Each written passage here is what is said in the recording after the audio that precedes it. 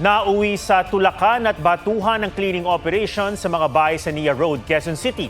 Ayon sa lokal na pamahalaan, kailangang gibain ang mga bahay para masimula ng housing project na para rin sa mga residente. May report si Marisol Abduraman.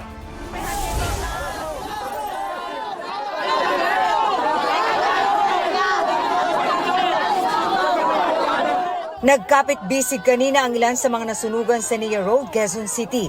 Inumpisahan na ng gobyerno ang clearing operations sa mga totally damaged structures sa sunog nung nakaraang buwan, habang gigibain ang mga naiwang bahay para sa itatayong vertical housing buildings. Ang isang lola, matapang na hinarang ang gagamiting backhoe sa demolition. Ilang sandali bago ang operasyon, nagkatulakan na sa pagitan ng mga pulis at mga residente.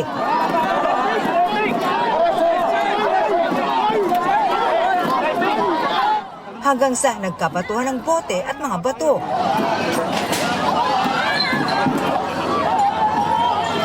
Maging ang aming cameraman, muntik tamaan.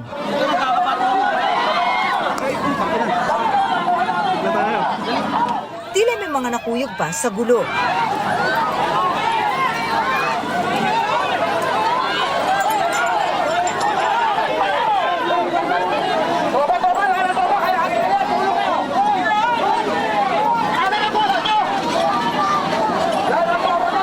Isa-isa nang inaresto ng mga pulis ang ilang residente. Huwag na kayo lumaban!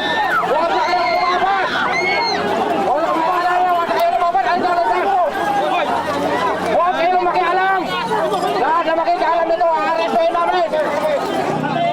Mapalalaki o babae, di pinalagpas ng mga otoridad. Huwag na bibitawan niya, ha? Wala na bibitawan!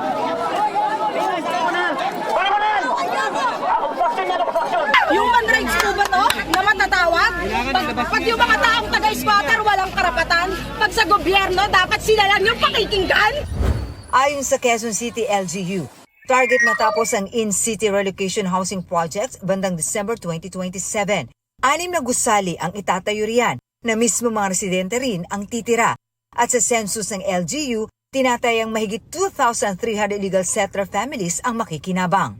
Ang target po namin na units ay nasa 2,500 to 2,600. So sobra po siya dun sa talagang nakatira po dito sa NIA. Humanap po na ng pag-uupahan pansamantala at magtulungan po kami para makabalik po sila agad within the period of 18 months.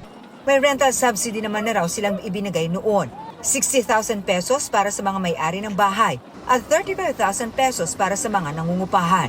May dagdaw pa raw itong 38,000 pesos kung may mapakita na silang lease agreement sa uupahan nilang bahay.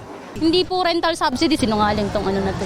Nakalagay po doon, financial assistance galing po sa National Housing. Saan kami ngayong matutulog? Saan kami titira ngayon? Ang hirap ng upahan.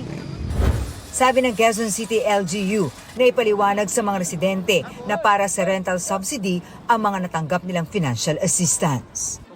Marisol Abduraman, GMA News.